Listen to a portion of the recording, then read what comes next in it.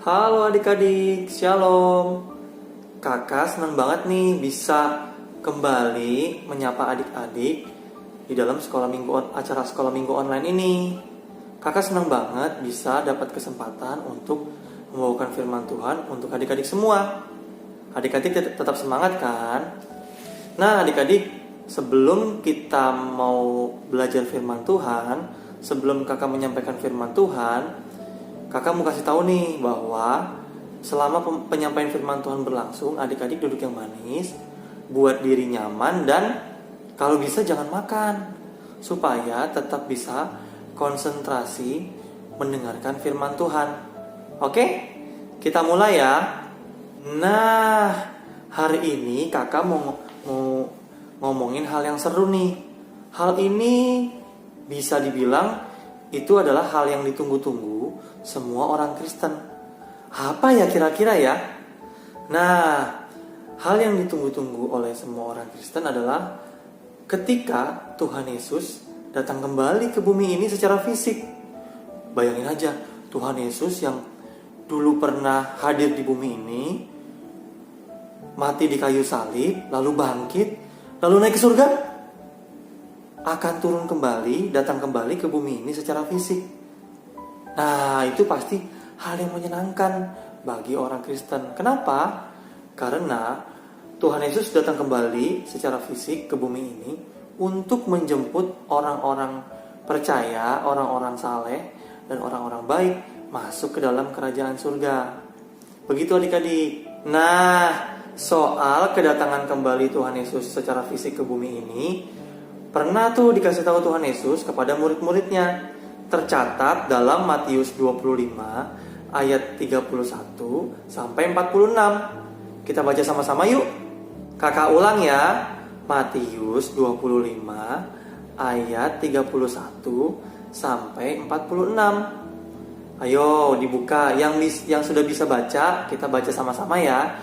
Yang belum bisa baca, dengerin kakaknya bacain buat adik-adik. Oke. Matius 25 ayat 31 sampai dengan 46.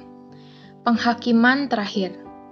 Apabila Anak Manusia datang dalam kemuliaannya dan semua malaikat bersama-sama dengan Dia, maka Ia akan bersemayam di atas tahta kemuliaannya. Lalu semua bangsa akan dikumpulkan di hadapannya, dan Ia akan memisahkan mereka seorang daripada seorang, sama seperti gembala memisahkan domba dari kambing. Dan Ia akan menempatkan domba-domba di sebelah kanannya dan kambing-kambing di sebelah kirinya. Dan Raja itu akan berkata kepada mereka yang di sebelah kanannya, "Mari, hai kamu yang diberkati oleh Bapa-Ku, terimalah kerajaan yang telah disediakan bagimu sejak dunia dijadikan. Sebab ketika aku lapar, kamu memberi aku makan. Ketika aku haus, kamu memberi aku minum. Ketika aku seorang asing, kamu memberi aku tumpangan. Ketika aku telanjang, kamu memberi aku pakaian. Ketika aku sakit, kamu melawat aku. Ketika aku di dalam penjara, kamu mengunjungi aku." Maka orang-orang benar itu akan menjawab Dia, katanya, "Tuhan, bila manakah kami melihat Engkau lapar dan kami memberi Engkau makan, atau haus dan kami memberi Engkau minum? Bila manakah kami melihat Engkau sebagai orang asing dan kami memberi Engkau tumpangan, atau telanjang dan kami memberi Engkau pakaian? Bila manakah kami melihat Engkau sakit atau dalam penjara dan kami mengunjungi Engkau?"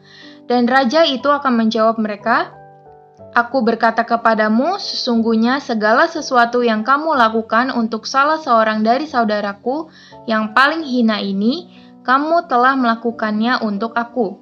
Dan Ia akan berkata juga kepada mereka yang di sebelah kirinya, "Nyalah dari hadapanku, hai kamu orang-orang terkutuk, nyalah ke dalam api yang kekal yang telah sedia untuk iblis dan malaikat-malaikatnya. Sebab ketika aku lapar, kamu tidak memberi aku makan. Ketika aku haus, kamu tidak memberi aku minum. Ketika aku seorang asing, kamu tidak memberi aku tumpangan. Ketika aku telanjang, kamu tidak memberi aku pakaian. Ketika aku sakit dan dalam penjara, kamu tidak melawat aku." Lalu mereka pun akan menjawab Dia, katanya, Tuhan, bila manakah kami melihat Engkau lapar atau haus, atau sebagai orang asing, atau telanjang atau sakit, atau dalam penjara, dan kami tidak melayani Engkau? Maka ia akan menjawab mereka, Aku berkata kepadamu, sesungguhnya segala sesuatu yang tidak kamu lakukan untuk salah seorang dari yang paling hina ini, kamu tidak melakukannya juga untuk aku. Dan mereka ini akan masuk ke tempat siksaan yang kekal, tetapi orang benar ke dalam hidup yang kekal. Oke, kita sudah sama-sama baca ayat bacaannya tadi. Sekarang kakak mau jelasin nih. Jadi gini adik-adik, suatu saat nanti ketika Tuhan Yesus datang kembali ke bumi ini secara fisik, dia akan mengumpulkan semua orang dari semua bangsa. Mau Indonesia, mau negara-negara lain, semuanya dikumpulkan. Lalu setelah dia mengumpulkan semua orang, dia akan memisahkannya ke dalam dua kelompok, membaginya ke dalam dua kelompok. Kelompok orang-orang saleh, orang-orang yang taat firman Tuhan, orang-orang baik, akan ditempatkannya di sebelah kanannya. Sedangkan kelompok orang-orang jahat, orang-orang yang gak taat firman Tuhan, akan ditempatkan di sebelah kirinya. Tadi di mana? Kelompok orang-orang baik, orang-orang yang taat firman Tuhan, orang-orang saleh ditempatkan di mana? Di sebelah mana? Di sebelah kanan. Sedangkan kelompok orang-orang jahat ditempatkan di sebelah kiri. Pintar. Nah, adik-adik, kelompok sebelah kanan kita sebut aja sebagai kelompok domba. Kelompok sebelah kiri kita sebut aja sebagai kelompok kambing. Oke? Kayak yang dibacaan tadi, pada kelompok domba, yaitu kelompok yang ada di sebelah kanannya, orang-orang saleh, orang-orang baik, orang-orang yang taat firman Tuhan. Tuhan Yesus bilang gini dalam Matius 25 ayat 34 sampai 36. Dan raja itu akan berkata kepada mereka yang di sebelah kanannya, Mari, hai kamu yang diberkati oleh Bapa-Ku, terimalah kerajaan yang telah disediakan bagimu sejak dunia dijadikan. Sebab ketika aku lapar, kamu memberi aku makan. Ketika aku haus, kamu memberi aku minum. Ketika aku seorang asing, kamu memberi aku tumpangan. Ketika aku telanjang, kamu memberi aku pakaian. Ketika aku sakit, kamu melawat aku. Ketika aku di dalam penjara, kamu mengunjungi aku. Mungkin banyak orang jadi nanya nih kepada Tuhan, atau paling enggak nanya di dalam hatinya, Tuhan, kapan engkau lapar? Kapan engkau haus? Kapan engkau sakit, telanjang, ada dalam penjara, jadi orang asing? Ketemu Tuhan secara fisik aja belum pernah. Jadi kapan engkau lapar? Orang kita belum pernah ketemu Tuhan secara fisik kok. Nah, Tuhan Yesus kemudian menjawab pertanyaan mereka yang tertulis dalam Matius 25 ayat 40. Aku ulangi, Matius 25 ayat 40. Dan raja itu akan menjawab mereka, Aku berkata kepadamu, sesungguhnya segala sesuatu yang kamu lakukan untuk salah seorang dari saudaraku yang paling hina ini, kamu telah melakukannya untuk aku. Mungkin orang-orang akan bilang gini, oh gitu ya, jadi ternyata selama ini perbuatan baikku kepada orang lain Tuhan anggap sebagai perbuatan baik kepada Tuhan, walaupun aku belum pernah ketemu Tuhan secara fisik. Oh gitu, aku baru tahu nih. Nah adik-adik, hari ini kita belajar hal penting nih, hal paling berharga tentang mengasihi sesama. Jadi gini adik-adik, segala perbuatan baik kita yang kita lakukan kepada orang lain, Tuhan Yesus menganggapnya sebagai segala perbuatan baik yang dilakukan untuknya. Misalnya gini, ada yang namanya Michael, kakak minta maaf ya kalau nama Michael kesebut. Misalnya Michael punya adik. Michael habis beli bakso nih, ceritanya lapar. Baksonya ada 10 butir.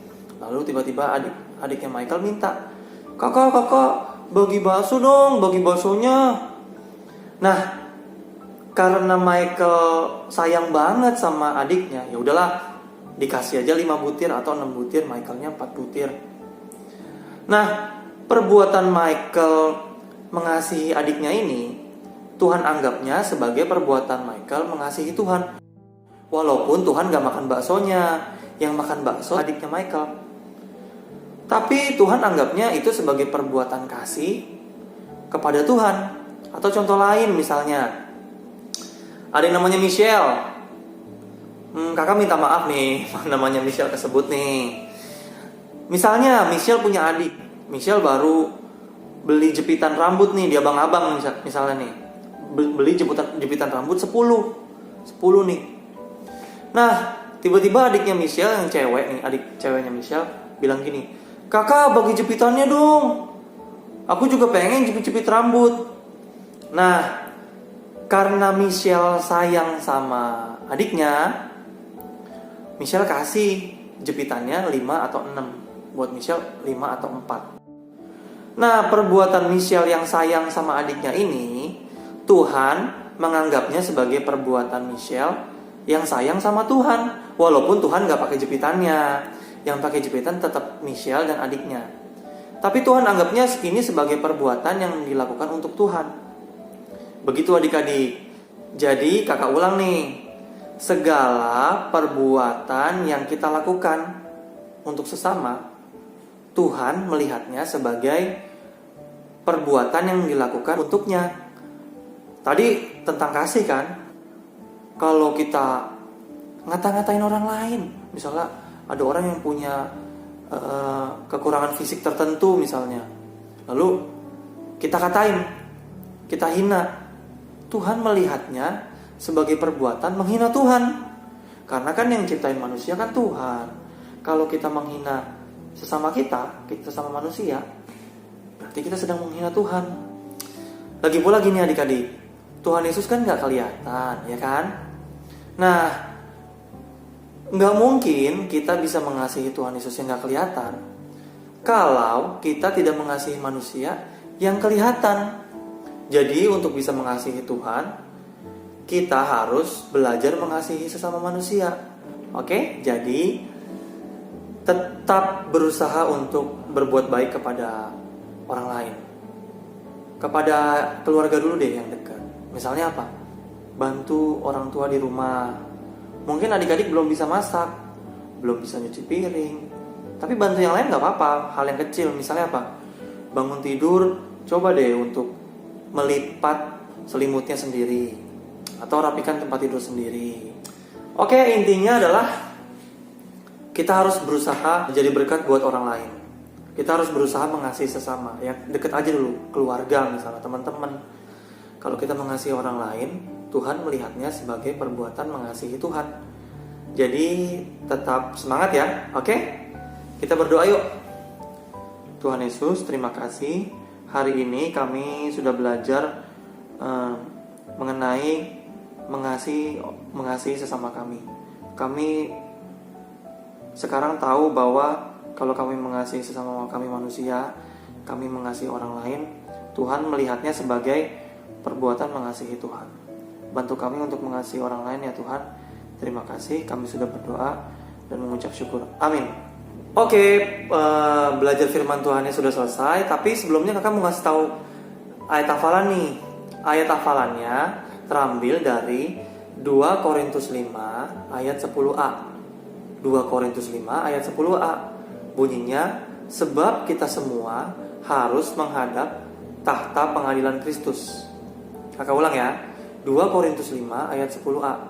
Sebab kita semua harus menghadap tahta pengadilan Kristus. Yang sudah hafal bisa kirim videonya atau suaranya, audionya ke kakak koordinatornya masing-masing. Yang kelas Batita ke kakak koordinatornya, kelas Balita juga, kelas kecil juga.